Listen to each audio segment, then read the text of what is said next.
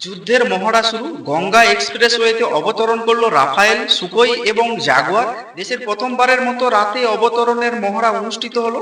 Ganga expressway প্রথম এমন এক এক্সপ্রেসওয়ে যেখানে যুদ্ধ বিমান রাতেও উঠতে পারে এবং অবতরণ করতে পারে এবং জ্বালানিও ভরতে পারে, এমনকি শত্রুর দেশে আঘাতও হানতে পারে। পেহেলগামে পাকিস্তানের কাপুরুষোচিত সন্ত্রাসী হামলার জবাব দেওয়ার প্রস্তুতি চলছে এবং বিমান বাহিনীর এই মহড়াকে এক ধারাবাহিকতায় দেখা হচ্ছে।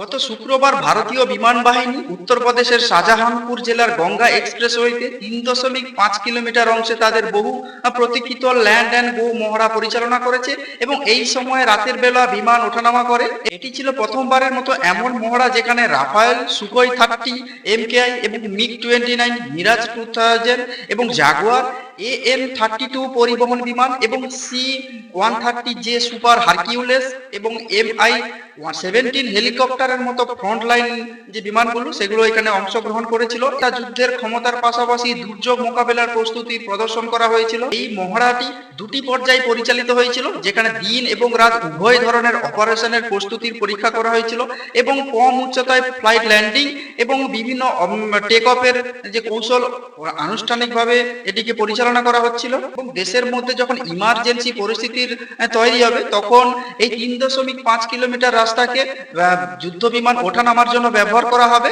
এবং তারই মহড়া ছিল। রাত 9টা থেকে 10টার মধ্যে এই একটি বিরল লাইট ল্যান্ডিং করছিল। এই অভিযানে ভারতীয় বিমান বাহিনীর উন্নত মানের রাতে বিমান চালানোর ক্ষমতা বা দক্ষতা তুলে ধরা হয়েছিল এবং গঙ্গা এক্সপ্রেস উপর একটি বিশেষভাবে নির্মিত 3.5 কিলোমিটারের দীর্ঘ স্ট্রিপে এই ওঠানামা করছিল। এবং ভারতের প্রধানমন্ত্রী নরেন্দ্র মোদী পাকিস্তানের বিরুদ্ধে ব্যবস্থা নেওয়ার জন্য নৌ সেনা এবং বিমান বাহিনী এই তিন বাহিনীকে স্বাধীনতা দিয়েছেন এবং পাকিস্তানের কাছ থেকে বা পাকিস্তানের উপর যে কোনো মুহূর্তে হামলা চালানোর জন্য এই তিন বাহিনীর সমুদ্র থেকে আকাশ পর্যন্ত যুদ্ধের মহড়া শুরু করেছে। এবং পাকিস্তান আশঙ্কা করছে যে ভারতীয় বিমান বাহিনীর বিমান হামলা চালাতে পারে, তাই পাকিস্তানের করাচি বিমান ঘাঁটিতে 25টি যুদ্ধ বিমান মোতায়েন করে রেখেছে তারা।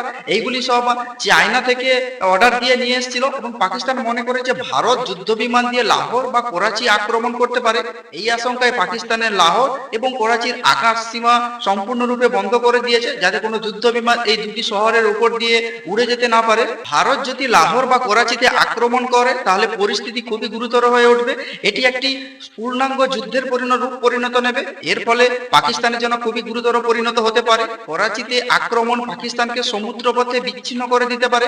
যদি এখানে আক্রমণ হয় বা ভারত আক্রমণ চালায় তাহলে হাজার হাজার প্রাণ যাবে এবং লক্ষ লক্ষ মানুষ উদ্বাস্ত হবে। শুধু তাই নয়, করাচিতে পাকিস্তানের দুটি বৃহত্তম বন্দর রয়েছে, করাচি বন্দর এবং পোর্ট কাসিম বন্দর। এবং করাচি পাকিস্তানের বৃহত্তম শহর, এটিকে দেশের অর্থনৈতিক ইঞ্জিন বলা যেতে পারে। তো সেই দিক থেকে ভারত যদি করাচিতে আক্রমণ করে তাহলে পাকিস্তানের যে অর্থনৈতিক ব্যবস্থা সম্পূর্ণরূপে ভেঙে পড়বে।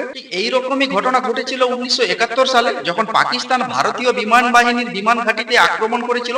সেই সময় তাদের এর কড়া বা চড়া মূল্য দিতে হয়েছিল। সেই সময় ভারতীয় নৌবাহিনীর অপারেশন ট্রাইডেন্ট পরিচালনা করে এবং এর অধীনে পাকিস্তানের সবচেয়ে গুরুত্বপূর্ণ করাচি বন্দরটি মাটিতে মিশে দেওয়া হয়েছিল। এবং ভারতীয় সেনাবাহিনীর আক্রমণ এতটাই তীব্র ছিল যে করাচি বন্দর 7 দিন ধরে জ্বলছিল। একদিকে বিমান বাহিনী এবং অন্যদিকে নৌবাহিনী আরব সাগরে তাদের উপস্থিতি পাকিস্তানকে জাগিয়ে রেখেছে। এবং নৌবাহিনী বা বিমান বাহিনী রণতরী INS বিক্রান্ত মোতায়েনের পাশাপাশি রাফায়েল, সুখোই, জাগুয়ার এবং মিরাজের মতো যুদ্ধ জাহাজের একটি সম্পূর্ণ বহর প্রস্তুত রেখেছে ভারতীয় নৌবাহিনী। গত কয়েকদিন ধরে জাহাজ বিধ্বংসী এবং বিমান বিধ্বংসী ক্ষেপণাস্ত্র উৎক্ষেপণ করেছে আরব সাগরে ভারত, এবং এই কারণে পাকিস্তানের মনে আতঙ্কের পরিবেশ তৈরি হয়েছে। এবং প্রতিদিন রাতেই পাকিস্তান ক্রমাগত যুদ্ধবিরতি লঙ্ঘন করছে। এমন পরিস্থিতিতে ভারতীয় সেনাবাহিনীও প্রস্তুত পাকিস্তানকে উপযুক্ত জবাব দেওয়ার জন্য। এবং রাতের বেলায় সীমান্তে পাকিস্তান যখন গুলি চালায়, ভারতীয় সেনাবাহিনীও তার উপযুক্ত জবাব দিচ্ছে। এবং নিয়ন্ত্রণ রেখার উত্তরে কাশ্মীরের 3টি জেলা বারামুল্লা, কুপওয়ারা ও বান্দিপোরা সংলগ্ন সীমান্তে উত্তেজনার মধ্যে ভারতের যে সীমান্তবর্তী গ্রামগুলো, সেই গ্রামগুলো তারা খাদ্য সামগ্রী মজুত করে রাখছে। যদি দীর্ঘমেয়াদী যুদ্ধ শুরু হয় সেই ক্ষেত্রে তাদের এই খাদ্য সামগ্রীগুলি কাজে লাগবে। ভারত যখন পাকিস্তানকে উপযুক্ত জবাব দেওয়ার জন্য তিন বাহিনী মহড়া শুরু করেছে, ঠিক সেই সময়ে বাংলাদেশের অসৎ উদ্দেশ্য সামনে চলে এলো। ভারতীয় বিমান বাহিনী যুদ্ধের মহড়া শুরু করলেও ভারতীয় নৌবাহিনী ইতিমধ্যে আরব সাগরে যুদ্ধের মহড়া পরিচালনা করছে। অন্যদিকে ভারতীয় সেনাবাহিনীও সীমান্তে দায়িত্ব নিয়েছে।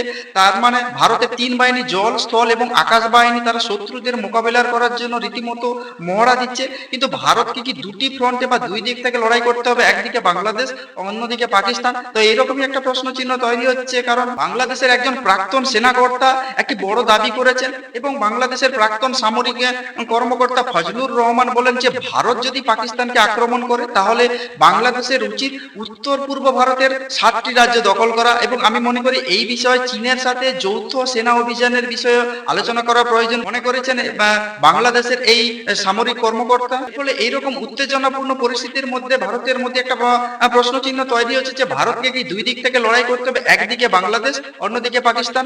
এইরকমই একটা প্রশ্ন চিহ্ন তৈরি হচ্ছে।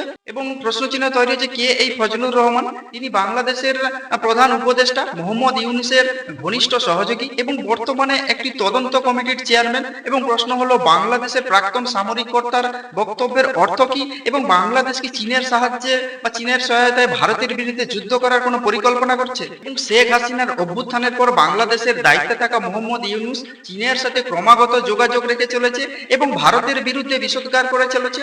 এই রকম পরিবেশ পরিস্থিতির মাধ্যমে তারই এক কর্মকর্তা এবং সহযোগী ভারতের বিরুদ্ধে এইরকমই একটা মন্তব্য, যা নিয়ে আলোড়ন সৃষ্টি করেছে ভারত এবং বাংলাদেশের মধ্যে যে দ্বিপাক্ষিক সম্পর্ক, সেই সম্পর্কের মধ্যে।